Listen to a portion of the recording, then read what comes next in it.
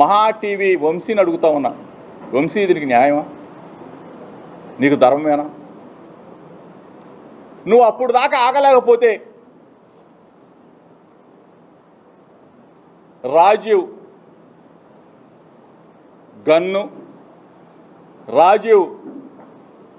గన్నులో bullet, ఆ బుల్లెట్లో power, ఆ పవర్లో రేంజ్ కావాలని తహతహలాడితే నిన్ను హయ్యర్ చేసుకున్నా. నువ్వు కూడా కాదు, నువ్వేముంది బామ్మర్ది వంశీగాడివి, నీదే ఉందిరా ఒక్కగాడి. నిన్ను హయ్యర్ చేసుకున్నా. నిన్ను హయ్యర్ అంటే కాంట్రాక్ట్ కుదుర్చుకున్నా. వాళ్ళకి చెప్పు రాజీవ్కి ఎంత దమ్ముందో, రాజీవ్కి ఎంత పవర్ ఉందో, ఆ పవర్లో ఎంత సత్తా ఉందో కూడా నిన్ను హైర్ చేసుకున్న వాళ్ళకి డైరెక్ట్గా చెప్తావన్నా వంశీ, మనస్సాక్షిని అడుగు, నీ భార్యను అడుగు, ఇంటికి వెళ్ళి నీ పిల్లల్ని అడుగు, నెల రోజులుగా నేను చేసింది మంచి పని తప్ప అని చెప్పేసి అడుగు. ఏంట్రా ఇది? ఎంత దిగజారిపోయారా మీరు? డబ్బుల కోసం మీడియా ఛానల్స్, అంటే స్వచ్ఛమైన మీడియా ఛానల్స్ ఉన్నాయి, పర్ఫెక్ట్గా ఉన్నది ఉన్నట్టు చెప్పే మీడియా ఛానల్స్ ఉన్నాయి, కొన్ని దిగజారిపోయిన మీడియా ఛానల్స్. ఎందుకు మీరు ఈ స్థాయికి దిగజారిపోయారు? మీకు ఇంతకన్నా ఇంకోటి చేసుకోవడం బెటర్. మీరు పౌడర్ రాసుకుంటావు, కూర్చుంటావు. మా వాళ్ళు ఏదో అంటారు టాల్కమ్ పౌడర్ వంశీ అని, అడవి నేను ఎప్పుడు చూడలా, కానీ ఓడి చెప్తా ఉన్నాం. బామ్మర్ది వంశీ, నీ భార్య నాకు చెల్లి. ఒకసారి మా చెల్లి దగ్గరికి వెళ్ళు, నేను ఈ విధంగా చేశాను కరెక్టా అని చెప్పి అడుగు. చెప్పు తీసుకొని కొట్టింది, నిన్ను చెప్పు పెట్టి కొట్టింది. నీకు నాకు తెలిసి అన్నం పెట్టదు, ఆమె పాపం చూసి ఉండదు. దయచేసి చెప్తా ఉన్నా, ఇటువంటి ముసుగులో కొన్ని ఛానల్స్ అవ్వచ్చు, కొన్ని వెబ్సైట్స్ అవ్వచ్చు, కొన్ని యూట్యూబ్ ఛానల్స్ అవ్వచ్చు, పాపం బ్రతికేశారు. నెల రోజుల పాటు బ్రతికేశారే. మీకు పిల్లలు లేరా? మీకు భార్య బిడ్డలు లేరా? ఈ రోజుకి నేను కోరుకునేది ఏంటంటే, ఈ రోజుగా ఒక తండ్రిగా నేను అనుకునేది ఏంటంటే, మరలా దేవుడు అనేవాడు ఉంటే కరుణిస్తే ఇద్దరు ఒకటవ్వాలని చెప్పి నేను కోరుకుంటాను తప్ప ఏందిరా మీ బతుకులు? దయచేసి మీడియా మిత్రులు, మీరంటే నాకు గౌరవం, అభిమానం. ఒకవేళ నేను ఏదైనా తప్పుగా పొరపాటుగా మాట్లాడుంటే రాష్ట్ర ప్రజలు కూడా క్షమించాలని. మేఘన నా కూతురుతో సమానం కాదు, నా కూతురు లాంటిది. నేను కానీ నా భార్య కానీ ఉన్న కొన్ని రోజులైనా కానీ చక్కగా లాలించాం, చక్కగా మంచి మాటలు చెప్పాం, గోరుముద్దలు తినిపించేది నా భార్య అయితే. అటువంటి మంచి కుటుంబాన్ని మమ్మల్ని తీసుకొచ్చి రోజు ఇంకా ఎన్ని వేసుకుంటారో వేసుకోండిరా, బతికేయండి.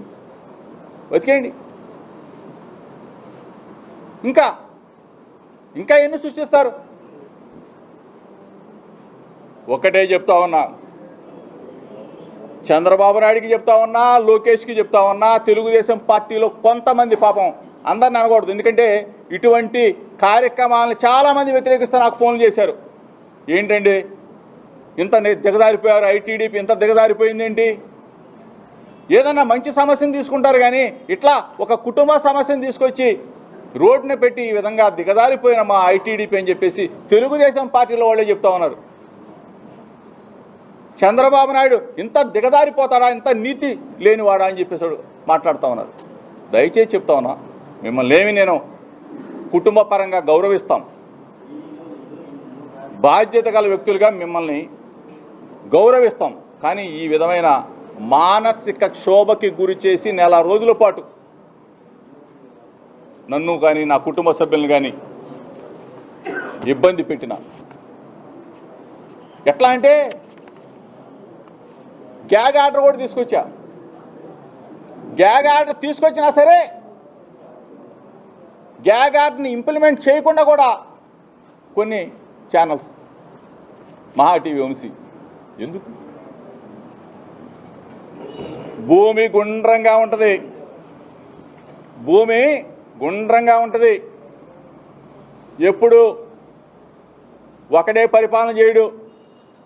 మహామహులే మట్టి ఖర్చుకొని పోయారు, విర్రవీగిన వాళ్ళే కొమ్ములు కింద పడిపోయారు. ఒకటే చెప్తా ఉన్నా, టైం ఈరోజు నీ టైం అవ్వచ్చు, ఏదో ఒక రోజు ఒక నిమిషమైనా నా టైం వస్తుంది. అంటే నేనేమి వీరుణ్ణి సూర్యుడిని పొడి చేస్తాను కాదు. నీకు మంచి మాటలు చెప్పే రోజు ఇంకొకసారి వస్తుంది, నీకు మొట్టికాయ వేసే రోజు ఇంకొక రోజు వస్తుంది. దయచేసి రెడ్ బుక్ ఇవాళ ఏంటి?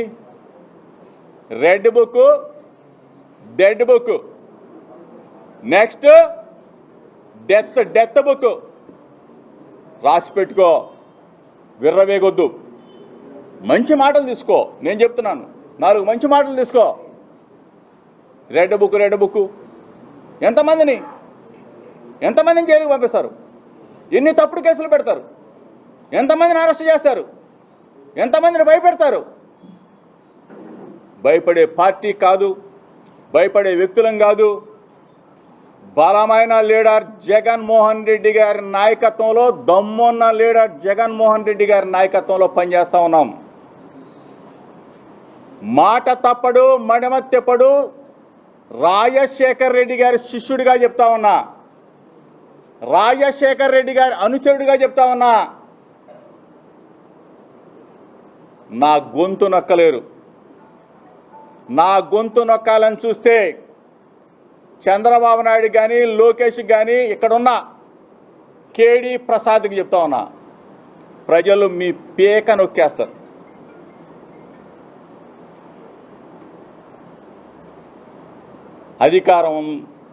అధికార మదంతో, అధికారం ఉంటే మంచి పనులు చేయండి రా బాబు.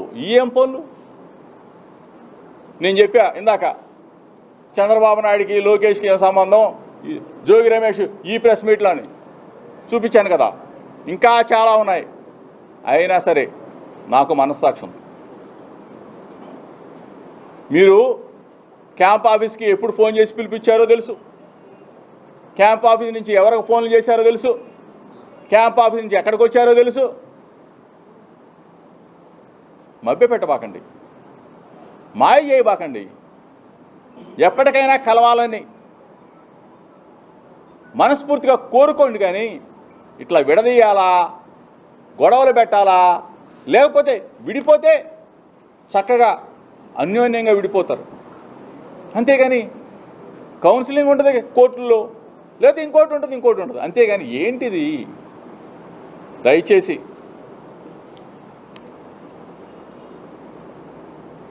ప్రేయర్ చేసుకుంటే తప్ప, ప్రార్థన చేసుకుంటే తప్పేంటి, బైబుల్ చదువుకుంటే తప్పేంటి, భగవద్గీత చదువుతాం కదా, ఖురాన్ చదువుతాం, ఏంటిది? దాన్ని కూడా నా భార్య ప్రార్థన చేసుకుంటే కూడా ట్రోల్ చేయడం ఏంటం? దయచేసి ఇంతసేపు మీడియా మిత్రులు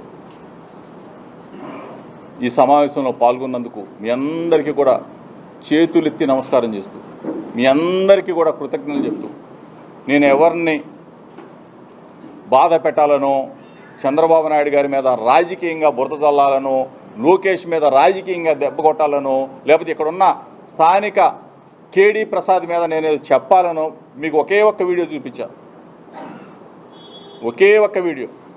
ఎందుకంటే నేను అటువంటి వ్యక్తిని కాదు. కాబట్టి దయచేసి ఈ విషయాల్ని, కుటుంబపరమైన విషయాల్ని, వాళ్ళిద్దరు కూడా చదువుకున్న వాళ్ళు, వాళ్ళిద్దరు కూడా తెలివిగలవాళ్ళు, వాళ్ళిద్దరు కూడా మాట్లాడుకుంటారు, వాళ్ళిద్దరు కూడా ఒకవేళ విడిపోవాలి, కోర్టులు ఉన్నాయి, కోర్టు పరిధిలో కౌన్సిలింగ్ ఇస్తారు, అవన్నీ కూడా చట్టం తన పని తాను చేసుకుంటుంది. కానీ తప్ప దయచేసి ఈ విషయాలని ఇంతటితో ముగించమని మీ ద్వారా మిగిలిన మిత్రులకు కూడా, మిగిలిన ఛానల్స్ కూడా మిగిలిన వెబ్సైట్స్ కూడా, మిగిలిన యూట్యూబర్స్ కూడా